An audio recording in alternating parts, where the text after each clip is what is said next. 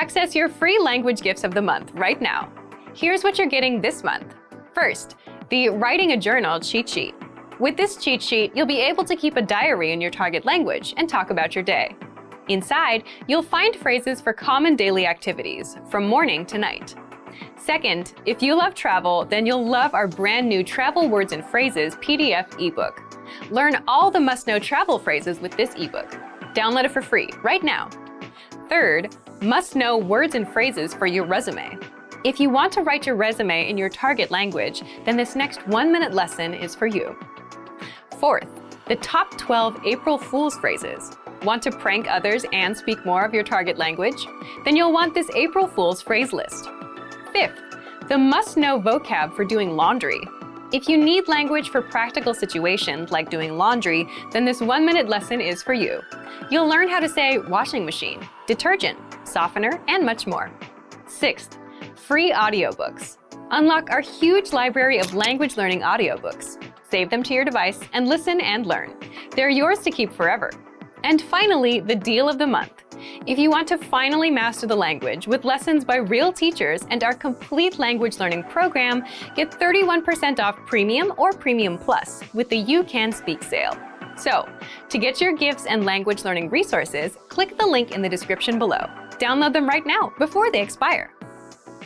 Hi everybody, welcome back to Ask Alicia, the weekly series where you ask me questions and I answer them. Maybe. First question this week comes from Ali Reza. Hi again, Ali. Ali says, hi Alicia, what's the difference between where have you been and where were you? There's not a big difference here. If you've been waiting for someone for a long time, like you expected someone to be at a place, like at a meeting or maybe a restaurant or a cafe, and you have been waiting for a long time, you might use where have you been to mean where were you from this point in the past until now? Like I expected to meet you. So we might use where have you been in a case like that. We might use where were you in a situation where we're asking about a finished situation or something that's done. It happened in the past. Like for example, if you miss class one day, you are supposed to go to school but you're sick, and you go to class the next day, your classmate could say, where were you yesterday? So that sounds like yesterday something happened and they want to know about that situation at that point in time only. So this is a little bit different from where have you been, which means like there was some expectation that you would be there and you were not. So in some cases you can use both, yes. Like for example, if you are late for a meeting, and your coworker asks, where have you been? Like you're an hour late. You could use that, or the coworker might say like, where were you? You're an hour late. Those are some cases like where it's kind of up to the speaker to decide a little bit. But generally, if someone has been expecting you for a period of time, they'll probably use the where have you been pattern. If it's just a past action, a past situation, it's over, it's done, you might use the where were you pattern instead. So I hope that this helps you. Thanks for the question. Okay, let's move on to our next question. Next question comes from Shu. Hi, Shu. Shu says, hi, Alicia, your lessons are helpful. Cool. My question, which one is correct? Most of the movie takes place in LA, or most of the movies take place in LA. Nice question. Actually, both sentences are correct, and they have very different meanings. So let's take a look. The first one, most of the movie is set in LA, means the majority of this movie only takes place or happens in LA. With the plural, most of the movies take place in LA, it means most movies in this specific group happen in LA. So to give an example of this, let's imagine like a movie series. There are 3 movies in the series, and the first 2 movies, movies 1 and 2, take place in LA and in San Francisco a little bit. Movie number 3 takes place in New York City.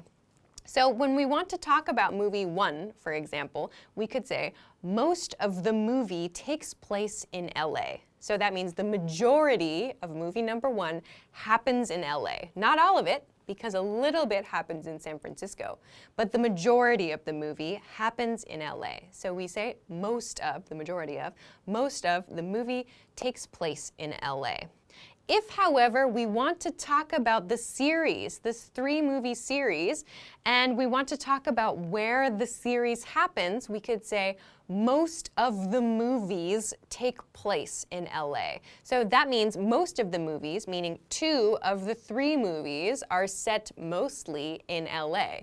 So that means movies 1 and movies 2 are mostly in LA. Movie 3 is in New York City, so it's in a totally different place. So in that case, we're talking about a group of movies. Most of the movies in this group, in this series, in this case, take place in LA. So both of your original example sentences are totally correct, yes, but they just have very different meanings. So think about it. Are you talking about one specific movie and what things are happening in that movie? Or are you talking about a group of movies? So this example is just about movies, yes, but you can apply the same idea to many other situations too. So I hope that this helps you. Thanks very much for the question. Okay, let's move on to your next question. Next question comes from Angel. Hello again, Angel. Angel says, "Hi, Alicia and team. Could you please explain the meaning of the word whatsoever?" Sure. Okay, whatsoever means at all or of any kind. So you could replace whatsoever in a sentence with of any kind, and it would still make sense. We tend to use this a lot in negative situations, like when we're saying you cannot do something. So it's used a lot for like rules or policies or whatever. For example, students may use no devices whatsoever. He gave no hints whatsoever about the new product. We had no help whatsoever with our homework. So in each of these example sentences, we could replace whatsoever with of any kind, and it would still make sense. So again, this is not so commonly used in everyday speech because it's used a lot to talk about policies and rules, and it kind of sounds a little bit on the formal side, a little bit. But if you're ever not sure, just try replacing whatsoever with of any kind and see if it makes sense. So that's what whatsoever means. I hope that it helps you. Thanks for the question. Okay, let's move on to your next question. Next question comes from Saidoza Tohir. Hello, Saidoza. Saidoza says, "Hi, Alicia. Can I learn English with lyrics from songs?" Yes, to some degree, sure. We get this question every once in a while, so here are a few reminders. First of all, please remember that the lyrics to songs may not always be grammatically correct. While, yes, we can communicate ideas and we can communicate feelings through songs, songs do not always use perfect grammar. Second, keep in mind that in many songs there are like slang vocabulary words, there are inappropriate vocabulary words, or offensive vocabulary words used. Also, the vocabulary words by one artist or by one singer may not be used in everyday speech very much, or may not be used in the people, like in conversation with the kinds of people you are used to speaking with. So for example, if you really like, I don't know, country music, or if you really like rap music, but a lot of the people that you talk to really like pop music or rock music or something like that, you might find that like they don't use the same words, or they're not commonly like using the kinds of expressions that your favorite singers are using. So that's something else to keep in mind. Another thing to think about is the rhythm. So in songs, it's great and it's very important to have a certain rhythm so that people can enjoy music. But this is very different in many cases from the way that we actually speak in everyday life.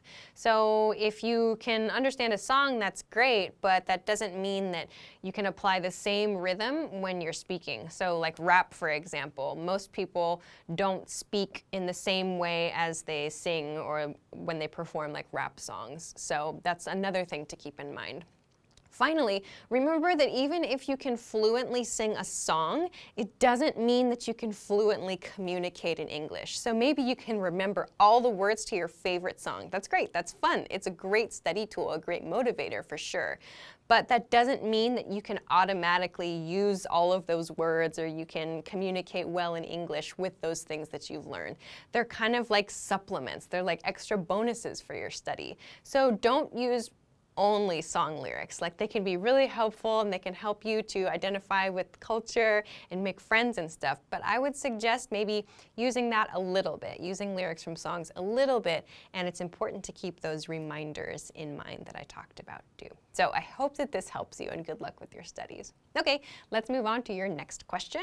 Next question comes from Maxime. Hi, Maxime. Maxime says, hi, Alicia. How do I use regardless and regardless of? Thanks. Nice question. We use regardless at the beginning or at the end of a sentence. You may also see it used to connect two ideas in the middle of a sentence. Some examples. Well, I left my phone at home. Regardless, I'm going to enjoy my day. Our team is under a tight schedule. Regardless, everyone is happy. I see you've prepared a lovely meal. I have to leave regardless. On the other hand, we use regardless of before a noun phrase. Regardless of the manager's decision, I think our team did a great job. We should respect other people regardless of their race. So regardless of is used before a noun phrase. Regardless without of typically comes at the beginning or at the end of a sentence. I hope that this helps you. Thanks very much for the question. Hi everybody, my name is Alicia. In this lesson, I'm going to talk about the difference between question, ask, and inquire. These are three verbs that seem very similar but have a few different uses. So I'll talk about some definitions and then I'll share some examples to give you an idea of how you can use these verbs. Okay, let's get started. I want to begin with the verb question, to question, so please be careful. Today I'm not talking about the noun form question, I'm talking about the verb form, to question something. So to question as a verb has a couple of different meanings. First, it means to ask for information, to ask someone for information. This often has the nuance of interrogating someone. So to interrogate someone, this is a verb we use, for example, in police situations or suspect or crime related situations where police or authority figures ask a lot of questions to a person who is suspected of a crime. That's interrogation as a noun, or in the verb form, to interrogate. So maybe a slightly less serious form of interrogate is question. So it means you're asking for information, usually about a serious matter. So let's look at an example. Here, the reporter questioned the CEO about the year's changes.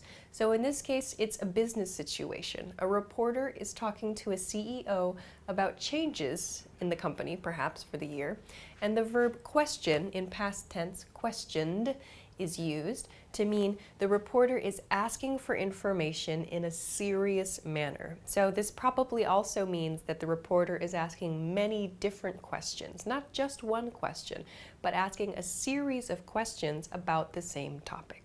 Okay, let's take a look at the second meaning for this lesson of the verb question. The second meaning here is to doubt, to doubt. So if you're suspicious of something, or something doesn't seem true, for example, it doesn't seem genuine, we can use the verb question to describe that. Let's look at an example. I can't believe you're questioning my loyalty. So here, question, in the progressive form, questioning, refers to doubting someone's loyalty. So this could be as a member of a team, a member of a group, a member of a company, whatever. In other words, the person listening is questioning or is doubting the speaker's loyalty, meaning they're not sure if it's true or not. So to question can mean to doubt as well. All right, one more example sentence here, just to kind of refresh. I think the first meaning is applicable for this sentence. The suspect was questioned this morning. The suspect was questioned this morning. So here it's used in passive, and we see that it's again in some kind of criminal or crime-related situation. So this is something you'll commonly see in news, like in reports related to crime. So to question. Okay, now though, let's move on to ask and inquire. So let's start with ask. The verb to ask means to request, to request something. It also means to look for information. So you'll see actually, this is the same as I have for inquire.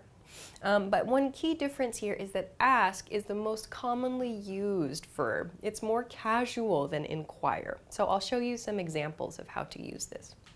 First one, she asked him for help with her report. So here, ask has the meaning of request. In other words, she requested him for help with her report.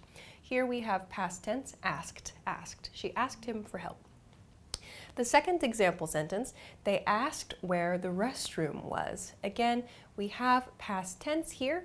In this case, they're looking for information. You could understand it as requesting information, but here they are looking for some information. This is a fairly simple, a fairly casual situation, so ask is a good choice here. We don't need to use inquire, as that sounds a little too formal. So ask is used in these kind of everyday simple situations to request help, for example, or to get some information. Okay, so now let's take a look at inquire. As I said, inquire, I have the same definitions listed for inquire as I have for ask. However, inquire sounds more formal than ask, so we can use it in similar situations in terms of the meaning, but when you use inquire, it should be for something that's a little more serious or not so maybe everyday. So maybe in like business situations or in customer-client relations, for example. Let's take a look at some examples of when inquire might be used. First one, reporters inquired about the president's motivations. So reporters inquired about. So in this case, it's reporters, they're searching for information about the president's motivations. So this is connected to this meaning, looking for information. The reporters are trying to find some information here. Let's look at the next example sentence. People shouldn't inquire about the private lives of celebrities. So here, inquire is used in present tense. So in other words, people shouldn't look for information, or maybe even people shouldn't request information about the private lives of celebrities. So these are perhaps more formal situations. These might be something you could see in the news, for example, or in more serious situations or in serious discussions. So when you're choosing between ask and inquire, ask yourself, is this a casual situation? If so, ask is probably the best choice. If it's more formal, like a business situation, you might use inquire instead. And when you want to talk about like interrogations and like asking lots and lots of questions, you might use the verb question here instead. 10 useful prefixes. A prefix, by the way, is like a small word, a few letters that we attach to the beginning of a word to change the meaning of that word. Let's go. Re. The first prefix is re, R-E. Re means again. So we see the word re in like redo, or replay, or reimagine, or recreate, for example. So it means to do the base word again.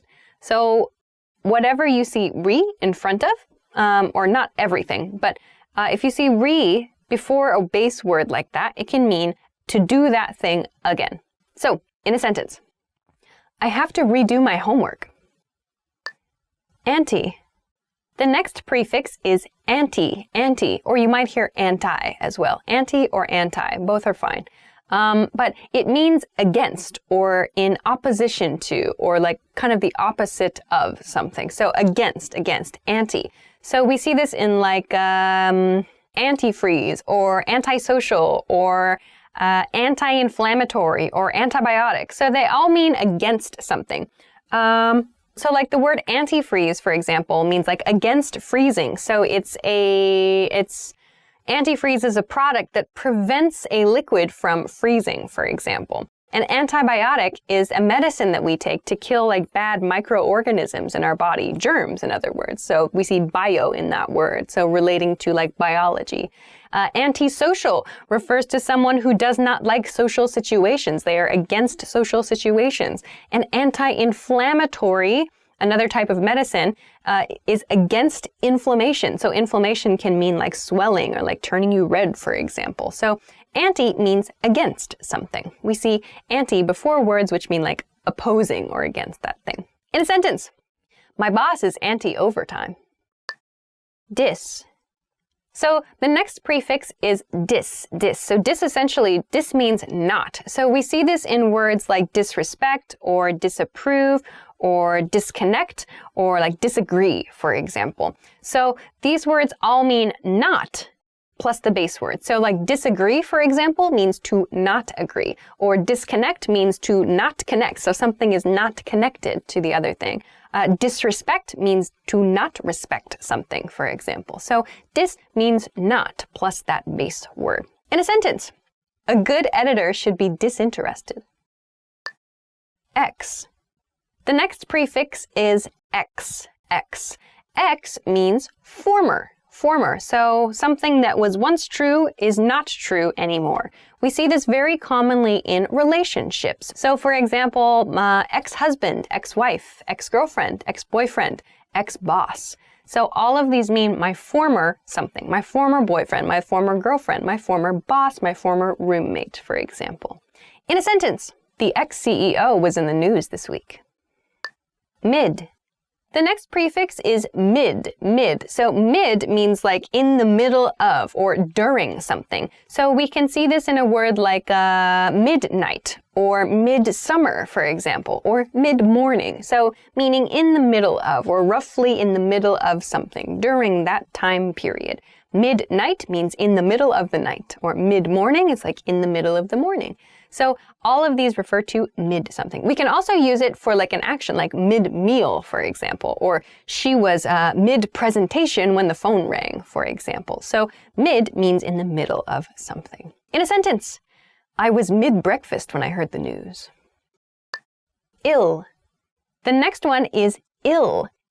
So ill means, again, not, or it's like a negative prefix. It means the base word, but not that base word. So we see this in words like illogical or illegible or illegal, for example. So these all mean not plus the base word. So illogical means not logical.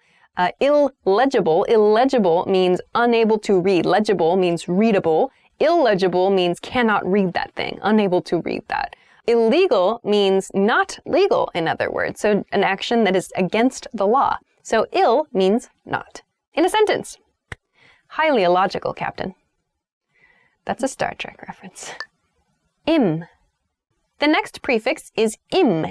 I-M. Im also means not. It means not. Words that fit this pattern, for example, could be impossible or impeccable or improbable or imperfect, for example. So again, it means not. So imperfect means not perfect. Impossible means not possible. So im means not. It means not. In a sentence, this is impossible. In. The next prefix is in. So again, in also means not. It's a negative prefix that we use. There are a lot of words that start with this in, meaning not. So like inconsiderate, incapable, inconceivable, inappropriate. So they all mean not plus the base word. For example, like the word inappropriate means not appropriate. So behavior that is not appropriate in a certain situation.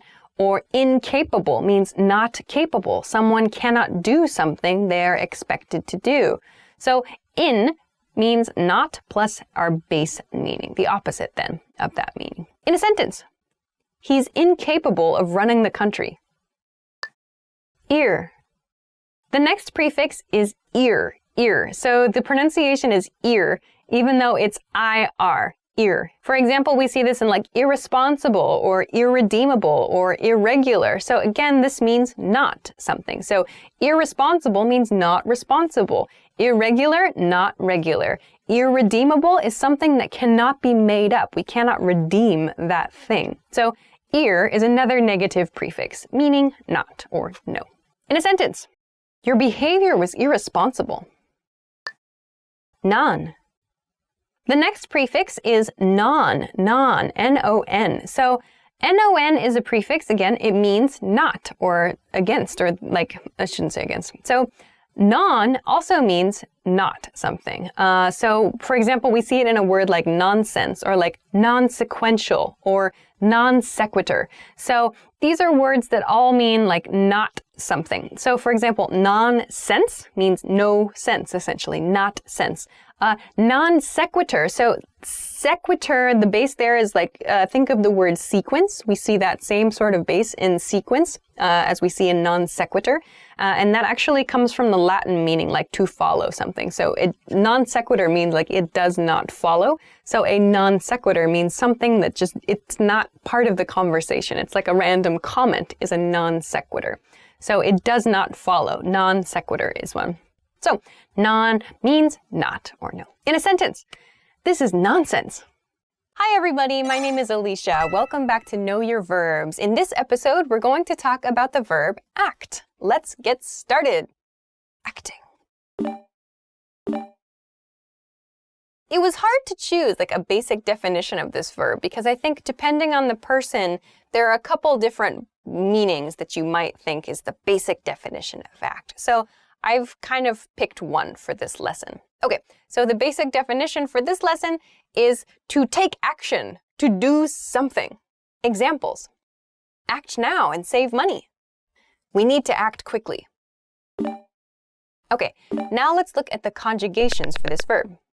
Present, act, acts. Past, acted. Past participle, acted. Progressive, acting. So now let's talk about some additional meanings for this verb. The first one is to perform as a character, to perform as a character. Some examples. He acted in a musical last summer. I love to act. Okay, so in the first example sentence, he acted in a musical last summer means he performed as a character in a musical last summer. So to act means like to perform in some way in a production, so a musical or a theater production. By the way, musicals are the performances with singing and dancing usually. A play is the same thing, but no singing and no dancing, really, just talking. So a play is just talking, musical is singing and dancing. So he acted in a musical last summer. The second example sentence was, I love to act. In other words, I love to perform as a character. So this maybe is a common hobby for many people, I think. Okay, let's go on to the second meaning for this verb, to behave. To behave. So this is a very open meaning, to behave in some way. It means like your manners or like the way that you present yourself or the way that you show yourself. Examples. She acts like she's angry, but she's actually happy. My dog is acting strange. Okay, so in these examples, we're talking about a person's behavior. In the first example sentence, she's acting like she's angry. It means she's behaving in a way that makes it seem like she's angry. So something about her behavior, maybe her facial expression or her body language or something like that. We think she's angry. She seems angry, but she's actually happy. In the second example sentence, my dog is acting strange, there's something about my dog's behavior that is strange. So maybe my dog is behaving in a way that is not typical for my dog. So maybe my dog is running in circles, but he doesn't usually do that. That's strange. I could say my dog is acting strange. So my dog is behaving in a strange way. Okay, let's go on to another additional meaning for this verb. The third additional meaning is to perform a function, to perform a function. Some examples. My phone case acts as a credit card holder. She's acting as a liaison with the new clients. Okay, so in both of these sentences, we see one thing or one person is behaving or performing a specific function. In the first example sentence, it's a phone case. My phone case acts as a credit card holder. So it has the function of a phone case, yes. But there's also this other function. I can use my phone case to put credit cards inside. So it acts as a credit card holder too. In the second example sentence, she's acting as a liaison with the new clients. It means she is performing the function of a liaison. A liaison is a person who's kind of a go-between for communication between two groups. So she is the go-between. She's performing the function of a go-between. She's acting as a liaison for the clients. The fourth additional meaning for this verb is to have an effect, to have an effect. Some examples. The poison acted quickly. The sad story acted on the audience's emotions. Okay, in the first example sentence, the poison acted quickly. We see the poison had an effect quickly. That's what acted means here. We're seeing it in the past tense, and it means to have an effect in this case. So the poison had an effect quickly. In the second example sentence, however, we're talking about an effect on people's emotions, not like a medicinal effect like we saw in the first example sentence. The second example sentence was the sad story acted on the audience's emotions. In other words, the sad story had an effect on the audience's emotions. So that means probably that the audience felt sad, or the audience felt maybe disappointed or something. The audience's emotions were affected by the story, by the sad story. So we say the sad story acted on the audience's emotions. So this means to have an effect. Okay, let's move on to some variations in how we use this verb. The first variation is act up. To act up, this means to exhibit negative behavior, to have bad behavior. Some examples. Ugh, my asthma is acting up. The kids acted up at the dinner party last night. Okay, so in the first example sentence, I mentioned asthma. Actually, asthma is a sickness. It's a disease. Asthma is very common. It's a lung problem or kind of a breathing-related problem where it becomes difficult to breathe depending on different situations for different people. So if I say my asthma is acting up, it means my asthma is behaving in a negative way. My asthma there's some problem with it. My condition is not good because of my asthma.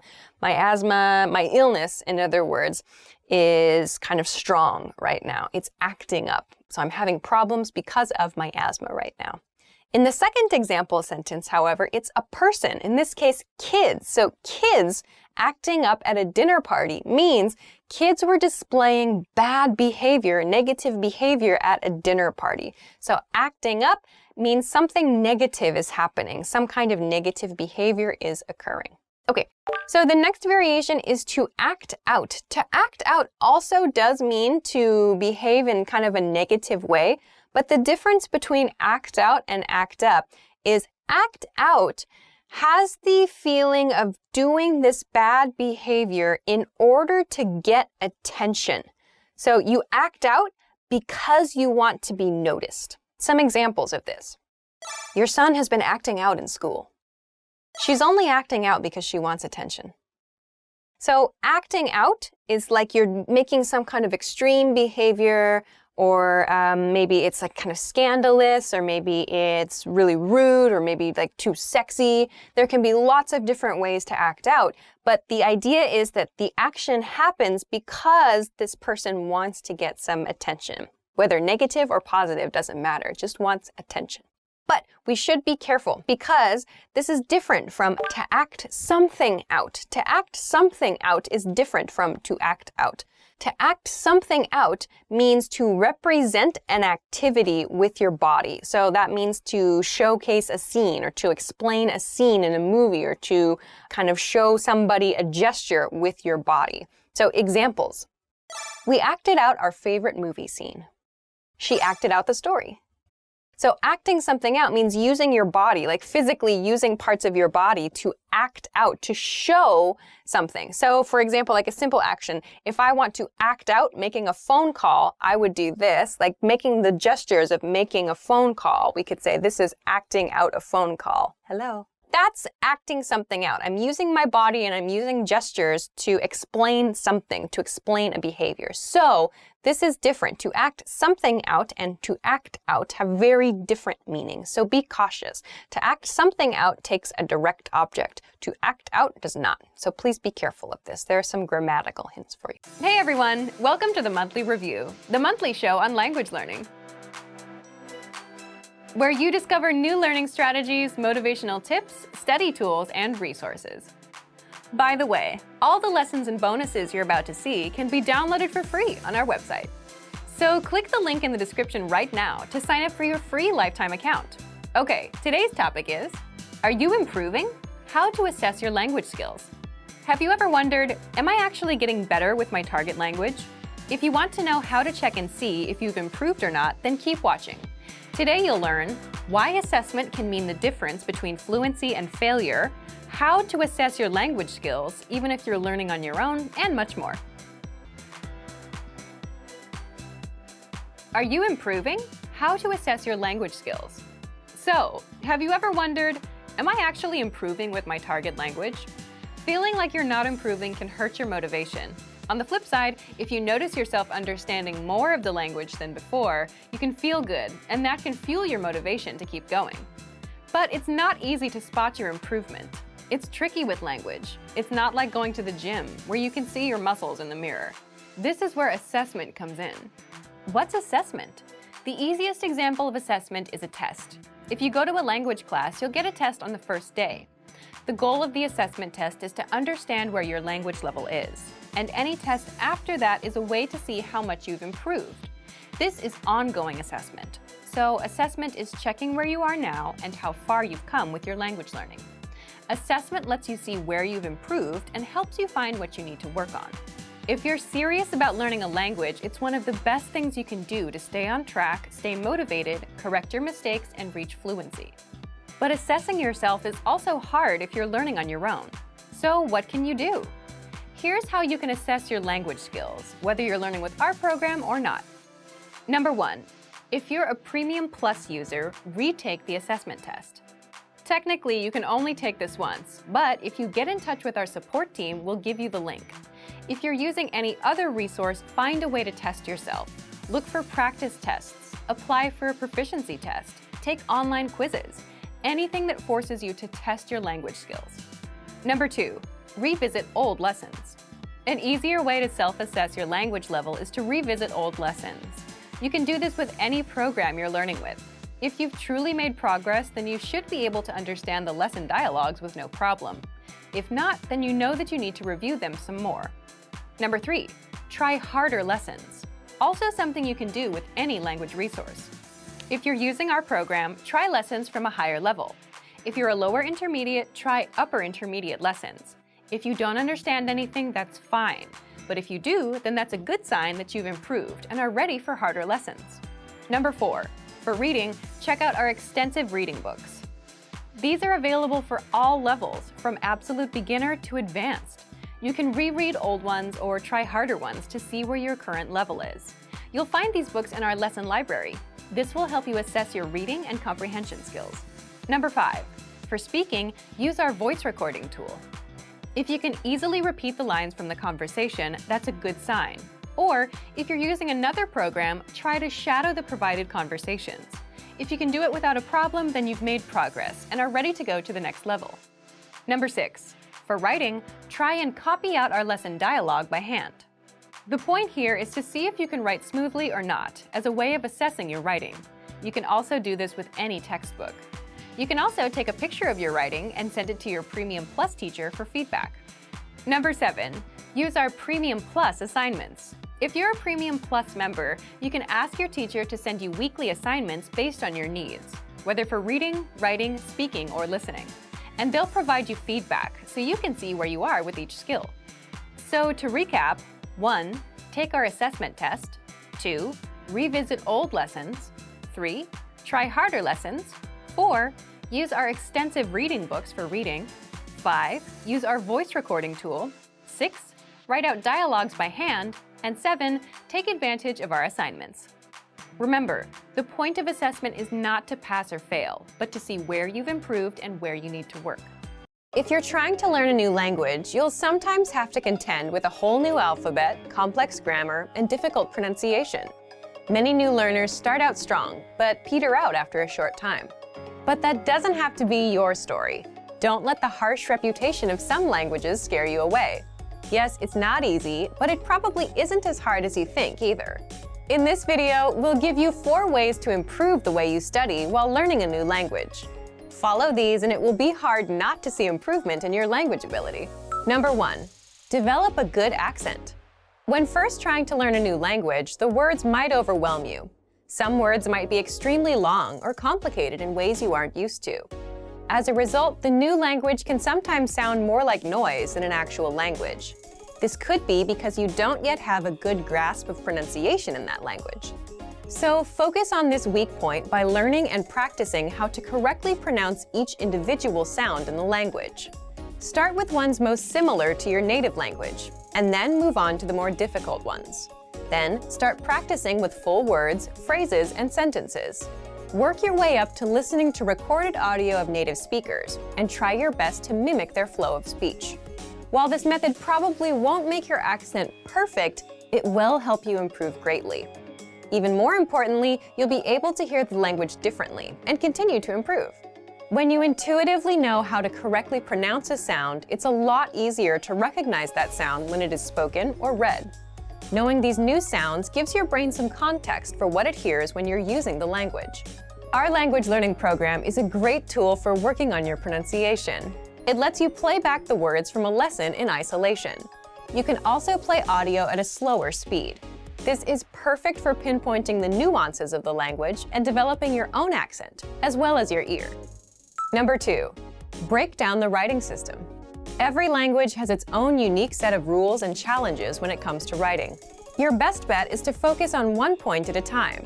Trying to learn the entire system at once can be overwhelming. Work with a section of the writing system until you become fairly comfortable with it. The point of going slowly and doing one piece at a time is to ensure that you have a firm foundation. If you rush through this stage, you might miss essential details, and this may negatively affect your learning in the future. Number 3. Learn grammar in context. This tip is applicable no matter what language you're learning. Once you move past the basic vocabulary in the language, try to pick up the patterns of the grammar by learning the rules in the context of phrases or sentences. Example sentences found in the lesson notes of each of our lessons are extremely helpful for this. After each lesson, you can look at the examples to get a feel for how a particular aspect of the grammar worked.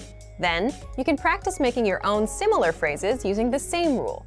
Slowly but surely, as you work through each episode, you'll take greater ownership of the language. This approach is a lot more effective than memorizing tables or rules.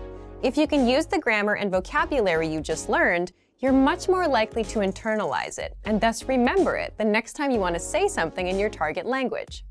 Number 4. Get feedback from native speakers. Receiving correct and accurate feedback from native speakers is vital to improving your skills in the language. Whether you're reading or writing, you need to find out what your mistakes are so that you can correct them. Some people are willing and able to pay a private tutor or take a formal class in order to help them progress. These things will certainly help, but they aren't the only options. If you live near a major city, there's a chance that there are some native speakers in your area. Keep your eyes and ears open, because you might be surprised where you can find them. You can look for a nearby meetup group or a language exchange. You're likely to find speakers there as well. If these options don't work out, you can take your search online. There are several free language exchanges where you can chat via video or audio with other language learners. Look for a native speaker learning your own native language so that you can practice together and correct each other's mistakes. Don't be afraid to put yourself out there and make mistakes. It's all part of the process. As long as you're getting good feedback when you use the language, your skills will improve. Hopefully this video took some of the fear and mystery out of learning a new language. Remember that the most important tip is to enjoy the language for its own sake. If you enjoy the process of learning, then studying will seem more like a journey of discovery than work. Use these pointers as tools for the road ahead as you work your way to fluency in your target language. Some language learners progress more quickly than others. Is this because they're smarter, more talented, or maybe just lucky? This is not the case. Most of the time, a lot of what determines your success in a language is the amount and consistency of the time you put into it and the way that you go about practicing. In this video, we'll take a look at 5 techniques of successful language learners that you can use in your own studies. Number 1, hit the easy targets. Start with easy, attainable goals in the beginning. You might want to do as much studying as possible when you first start learning a new language, but this is a good way to get burned out fast by all of the obstacles you'll hit. Whether you're trying to learn 10 basic vocabulary words a week or just want to review some grammar that you've already studied and might need a refresher on, having easier goals to get you started on your language learning journey can make it easier to keep progressing. And then, when you hit those goals, you feel motivated to make even more challenging ones. It's okay to start small and work towards hitting the harder targets. But when you're just starting to learn a language, go for the easier ones rather than overwhelming yourself with too much at once. There's always been a bit of debate in the language learning world as to whether or not you should learn grammar explicitly or implicitly. A lack of grammar should never keep you from trying to speak a foreign language. However, implicit learning by itself doesn't work well when dealing with more complicated grammar. Number 2, break down the most difficult parts of the grammar. Tenses, verb conjugations, noun inflection, there are a lot of tough spots you'll find in grammar. As you come across these foreign grammar concepts, take some time to study and practice them. Hone in on one aspect at a time and practice it by writing out sentences or simply by speaking. Read different grammatical explanations and example sentences. While you don't want to spend all your time grinding out grammar exercises, 10 or 15 minutes a day of focused practice will help you master these otherwise difficult areas of the language. Another great way to master grammar is to work with whole phrases or conversations. This isn't as easy to do while you're speaking with someone, but it can be done by listening to audio. Our language podcast lessons are ideal for this because they feature native conversations that you can pause or replay over and over again. As you study and work through a conversation, first look at the words and phrases that you do know. Then, without resorting to a translator or dictionary, do your best to figure out what any new or unfamiliar words mean. After that, feel free to look them up. If you work this way with whole sentences, you're much more likely to internalize the new grammar. Number 3, practice with native speakers. Language course books, apps, and podcasts are all great ways to learn the language. But eventually, the rubber will have to meet the road, and you'll need to start using what you learn. The best students take every opportunity they can to practice the language with real people. You might not be learning the most popular language, but even so, there are still a lot of other learners out there trying to master it like you. Take advantage of this and try to link up with a meetup or language exchange in your town or city. This way, you can connect with other learners and get tips and tricks from them that might help in your own studies. If you're unable to find an exchange in your area, take the search online, and you can even find some native speakers on free sites that connect language learners around the world. Here, you can help out a native speaker who's learning your language. You can learn from each other. It's a win-win.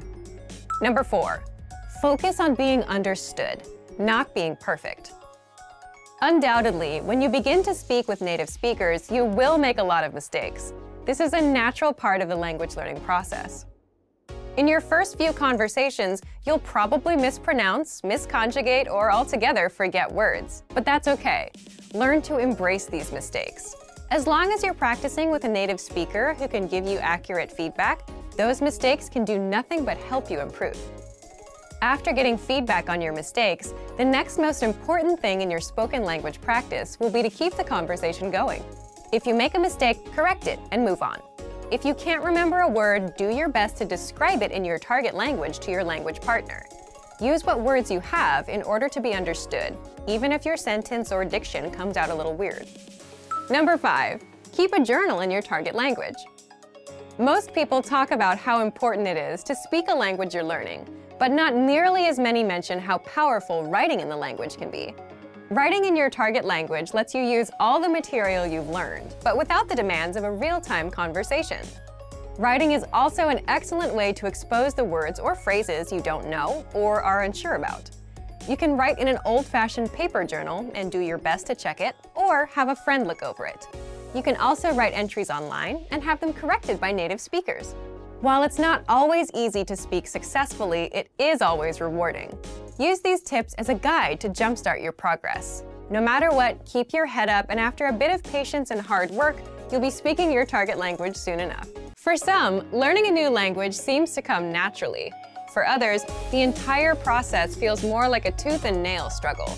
However, if you've had a negative experience learning a new language at one point in time, don't let that discourage you from trying again. The truth is that learning any language is never easy, but it's definitely possible. Sometimes the difference between success and failure has less to do with your abilities or talents and a lot more to do with the way you look at things. In this video, we're going to look at how to avoid 5 serious mistakes made by new language learners. Number 1. Listen before you speak. Being slow to speak and quick to listen is good life advice, whether or not you're learning a foreign language. Effective listening is essential to communication. As a beginner, there is a tendency to concentrate so much on what you're going to say and how you're going to say it that you can completely miss the meaning or heart of what the other person is trying to communicate. Not only will this impair your ability to listen in your target language, it will also stall what little conversation you had going. Remember that conversations are a two-way street. If you're speaking more than listening, then you actually have more of a monologue on your hands than a dialogue. The inputs of language learning, listening and reading, are just as important as the outputs, speaking and writing. For a beginner, inputs are even more crucial, as they are the main way you acquire new vocabulary. We even go so far to say that for new students, the best method for learning involves more listening than it does speaking, though that may change with higher proficiency levels. Number 2, don't be embarrassed when you do speak. People's next mistake usually comes from the other side of the spectrum, where new learners are too scared or embarrassed to contribute to a conversation. The fear of making mistakes and embarrassing yourself can paralyze your language learning. It's vital to remember that everyone makes mistakes. Even native speakers had to find their way through the language when they were children. Making mistakes while learning a new language is inevitable, but it's also a good thing. The faster you make mistakes, the quicker you can correct them and move on with your learning. So instead of being afraid to make mistakes, try looking at them as steps towards progress. In reality, that's what they really are. Number 3, don't fixate on minor issues. If taken in all at once, a new language can feel overwhelming to learn. It's so easy to get discouraged by all your little mistakes and conversational mishaps, and you lose sight of the progress you're making. In addition to mistakes, you'll also come across plateaus, where you study and practice consistently but don't see any results for a significant amount of time. But whether you face errors or plateaus, remember that these things are minor obstacles on the road to fluency. The most important thing is not to give up. Stick with it. If you stay persistent, your mistakes will be corrected and your abilities will improve. But if you slow down or throw in the towel completely, then you'll either subvert your progress or nix it altogether. So remember that as long as you're still studying and learning the language, you can't lose. It might feel like you're losing the battle for language learning for a little while, but hang in there. A practical way to help you stay motivated is to make small weekly goals. Research shows that goal setting has a significant impact on learning. Try picking one aspect of grammar or a collection of new words or phrases to study for the next 7 days. At the end of the week, check your progress and measure your success. Setting little benchmarks like this will give you a rightful sense of accomplishment. Number 4, remember that immersion isn't magical. A lot of people think that by moving to a foreign country, they will learn the language by osmosis. But whether you learn abroad or at home, you still need to study and practice the language. Living in a new country gives you way more opportunities to do this than staying at home. But if you don't consciously take advantage of these opportunities while living abroad, it won't benefit your language learning. If you're an expat living in a foreign country, there's a natural inclination to hang out around other expats. Learning a language and living in a foreign culture is hard and uncomfortable. For better or worse, we're often drawn to the easier road. If you made the decision to study abroad, then you want to hang out with native-speaking people as much as possible. You have the rest of your life to be with people who speak your language. This doesn't mean ignore your expat friends. Just be sure that you're giving proper attention to your language learning. Languages are better lived than they are learned. Number 5, be open-minded. Languages are better lived than they are learned. When learning a new language, your brain will want to conform the new grammar and vocabulary to your native language norms and grammar rules. Ignore your brain on this one. At first, you might feel completely wrong saying a sentence that is in fact correct. After a certain point in language learning, there is a switch that goes off, when your brain finally realizes that you're not speaking your native language, but a new one altogether. This could take a while though, especially if this is your first time learning a new language. Until then, do what you know is correct, even if it feels a bit weird when you say it. The same goes for culture. Just as you want to be open to the differences in the language, don't forget to be open to the differences in the culture too.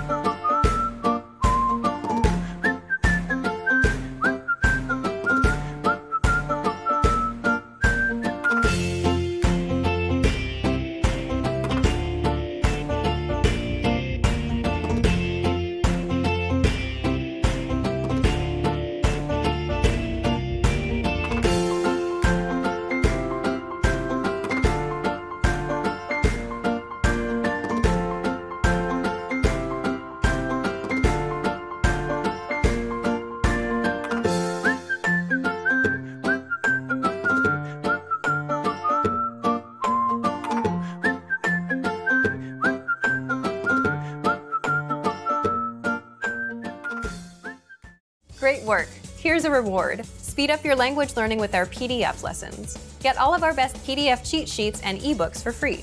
Just click the link in the description.